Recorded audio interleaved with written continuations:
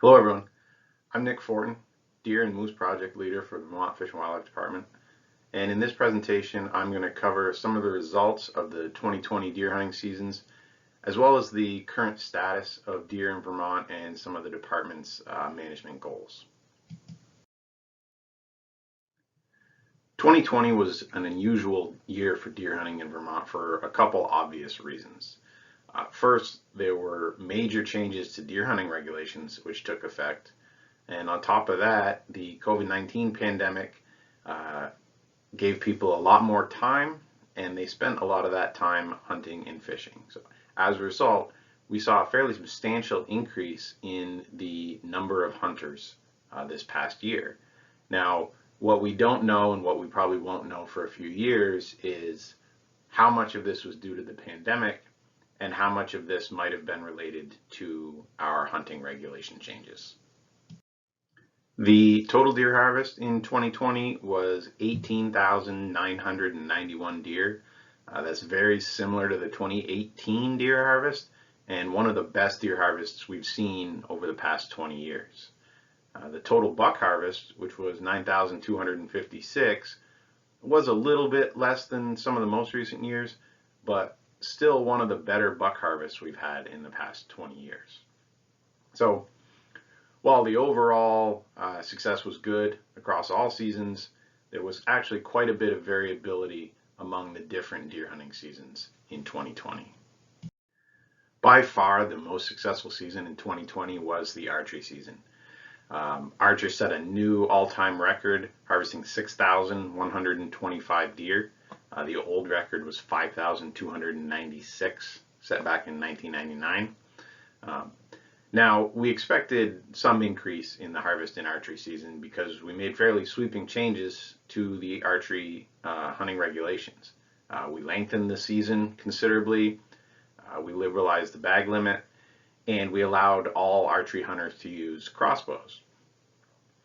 Now, all of those factors probably played into the increase, but by far the biggest factor was that we simply had more archery hunters in 2020. And again, we don't know at this point whether that was mostly related to the pandemic or because we actually recruited some new archery hunters or new hunters into archery as a result of the regulation changes. A few things worth mentioning here.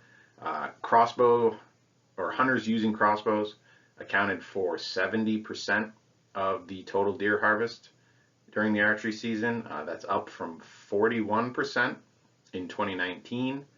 Obviously, we expected that increase now that everyone can use crossbows if they so choose. That actually has little impact on the harvest. The success rate is a little bit higher with crossbows, but even if every archery hunter had switched to using crossbows, at most that would have caused a 10% increase in the archery harvest. So again, most of the increase we saw was simply a factor of having more archery hunters out there in 2020. The other thing that's important here is that most of this increase was antlerless deer. We saw a fairly modest increase in the archery buck harvest, and that was probably due to the 1 buck annual limit. But archery hunting is a really important deer management tool because archery hunters hunt where there are more deer, and so they tend to harvest deer, particularly antlerless deer, where we really need to harvest antlerless deer, and they don't harvest those deer in places with relatively few deer where we don't necessarily need them to be harvested. Archery is also really effective in more developed areas where firearm hunting is either prohibited or just not really appropriate. So we're really excited to see this increase in the archery season, and it should really help us manage the deer population going forward. Now, the youth season and most of the rest of the seasons in 2020 were a different story. So the youth harvest was down quite considerably from recent years. Youth hunters harvested 1,122 deer. That is the lowest youth weekend harvest since it became a 2-day season back in 2002. We don't really know the reason for that. May just have been weather and deer behavior. We did move the season couple weeks earlier this year as one of the regulation changes. It's possible that has an effect, but we won't know that for several years. Now, concurrent with our youth hunting season in 2020, we held our first ever novice hunting season for new first-time adult hunters. Those hunters ended up harvesting a total of 126 deer, but there are a few interesting things worth pointing out about this season. We ended up having over 1,000 hunters purchase a novice hunting tag. We'd only expected that to be around 250 to 300 based on the number of adults that typically complete hunter ed in a given year. Now, the average age of those hunters was 30 years old, and 62% of them were female. That does sort of suggest we're targeting the demographic we expected to target or hoped to target. However, at least 36% of those hunters, and probably more in reality, shared an address with another hunter in our licensing system. So a lot of these people did come from hunting families, or at least lived with someone else who hunted. So we're not totally targeting exactly the people we wanted to target yet, but regardless, we are recruiting new people into hunting.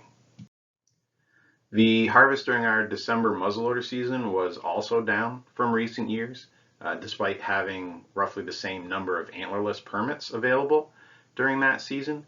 But what is important to keep in mind here is we also added a new 4-day antlerless only muzzleloader season in late October, and a lot of hunters probably chose to hunt in that season instead of the December season.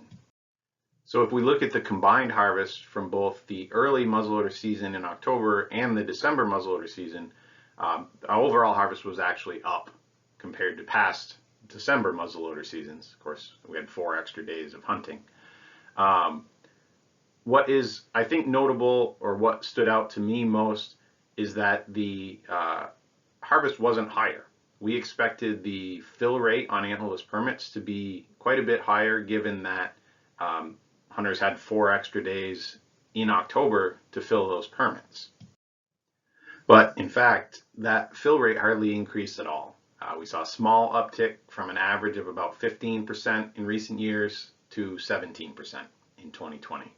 Now, we were expecting a fill rate somewhere around 20 to 25%, but we just didn't see it. And we don't know if that's related to, again, poor hunting conditions this year and that'll tick up in the future, or if that's just what we can expect going forward. Now, some of this does make sense given the higher archery harvest we saw. We have a lot of overlap between archery and muzzleloader hunters. So if those hunters are harvesting or manage to harvest a deer during the archery season, they may not bother trying to fill an antlerless permit later with a muzzleloader. Lastly, the buck harvest during the regular November season was down a little bit from the past 4 years, but it was actually one of the better rifle seasons we've seen over the past 20 years, and certainly since the antler restriction took effect in 2005. Now, it's difficult to know what to make of this. Hunters were now allowed to shoot spike antlered bucks in about half of the state, so we kind of expected an uptick in the harvest in those areas. But at the same time, the 1 buck limit restricted the buck harvest. So it'll be a few years before we really know what to expect as a new normal buck harvest each year. One of the reasons we may have seen a bit of a decline in the buck harvest, despite hunters in some areas being able to shoot spike antlered bucks, is that hunters were clearly being selective in 2020. So if we look at the spike antlered buck harvest over the past 20 years, we have to look at youth season because they're the ones that have been able to shoot spike antlered bucks during that time. We see that the harvest during youth season has been right around 40%. 40% of all bucks harvested had spike antlers. Prior to the antler restriction, 2001 to 2004, we saw a similar percentage, actually slightly higher percentage, of bucks harvested during the rifle season that had spike antlers. However, 2020 was different. So in the WMUs where hunters could harvest spike antlered bucks, only about 21% of the bucks harvested were spike antlered. So clearly hunters in those areas were passing opportunities to harvest spike antlered bucks, even though they were legal. More than 15,000 individual hunters were successful at harvesting at least one deer in 2020. And as usual, the vast majority of those successful hunters harvested one or two deer. Now, we did increase the bag limit from the annual bag limit for all seasons from 3 deer to 4 deer. And as you can see here, only 125 hunters, less than 1% of all successful hunters, managed to actually reach that 4 deer bag limit. And the last thing I'd like to point out about the 2020 deer harvest was just how successful the new regulations were at helping us target our antlerless deer harvest to the areas where it's most needed. So the map on the left here is the buck harvest. So each dot on the map represents one deer harvested in the underlying town and wildlife management unit. As you can see, the buck harvest is fairly spread out. There's certainly some clusters in areas where there are more deer, and fewer in others with fewer deer. But the antlerless harvest on the right here is much more clustered. And a lot of that actually has to do with a lot of that harvest coming during the archery season. As I mentioned earlier, archery hunters are really good at focusing their harvest in the areas where there are the most deer. And so as a result, we're not only able to achieve our antlerless harvest objectives for each WMU, which we came very close to in 2020, but we're able to even target areas within wildlife management units that have higher deer densities without impacting some of those outlying areas with relatively low densities of deer. Now, as we transition to discussing our management goals and the current status of deer in Vermont, I want to start by going over just what our management objectives are for deer in Vermont. So deer management objectives are set in our 2020 to 2030 big game management plan. We have population objectives or deer density objectives for each wildlife management unit set in that plan, and that is what we base our annual harvest recommendations on. However, what's more important than the number of deer per square mile is the health of those deer. And in that plan, we also set various health thresholds for deer. So certain body weights we like to see, certain minimum reproductive rates we like to see, because ultimately our goal is to have healthy deer. And in order to have healthy deer, we need to ensure that our deer population stays in balance with what their habitat can support long term. So we know from our experience here in Vermont and from a large body of scientific research on white-tailed deer that at higher densities, deer have lower reproductive rates, lower body weights, and fewer of them survive the hard winters we have here in Vermont. And because they're stressed, they grow smaller antlers. Conversely, at lower densities, when there's more food to go around for each deer, we see higher reproductive rates, higher body weights, which results in better winter survival, and those deer are in better shape and they're able to grow larger antlers. So ultimately, our goal is to keep our deer population in balance with their habitat, even if that means having fewer deer on the landscape. However, the data we have on the health of our deer here in Vermont tells us we're not meeting that objective in many areas. So this chart is yearling antler beam diameter, which is one of the most widely used measures of deer herd health. And what we see is this slow, steady decline over the past 30 years. And that tells us we have more deer than our habitat can support in a lot of places. What's interesting though is that our deer populations haven't changed substantially over the past 30 years.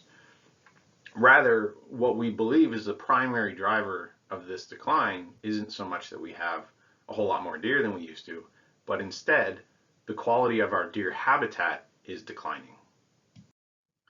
And the primary reason habitat quality is declining is because our forests are getting older. A lot more of our forests look like this one on the right than this young forest habitat on the left. And I think we can all see that this younger forest provides a lot more food and more cover for deer than this forest on the right, which has very little to offer. So it's the availability of this young forest habitat which really determines how many deer an area can support. And we have data from the U.S. Forest Service, which is collected throughout Vermont on both public and private land, which shows very clearly that the amount of young forest habitat in Vermont is declining and has been declining for some time, and currently is at such a low level that it doesn't even show up in southern Vermont. Now, it's important to keep in mind that the current condition of our forest is largely a result of past land use and trends in the agriculture and forest product industries, which we as a department have very little ability to influence. Despite those challenges, we continue to focus much of our resources on supporting and championing active forest management throughout the state, including the creation of young forest habitat. And each year we're able to influence habitat management on thousands of acres, including on private land through various technical assistance or cost share programs. But ultimately, we can only do so much. As I mentioned earlier, most of our deer habitat, about 80%, is forest, and more than 80% of that forest is privately owned. So if we want to see broad-scale change in improvements in both forest health and deer habitat quality, that is going to have to be driven by private landowners. So in conclusion, if you'd like to see more deer in your area, work to improve the quality of the habitat and advocate for others to do the same. But in the meantime, let's work to keep our deer healthy and keep them in balance with the habitat we've got. For more information on the 2020 deer harvest and deer management in Vermont, visit vtfishandwildlife.com.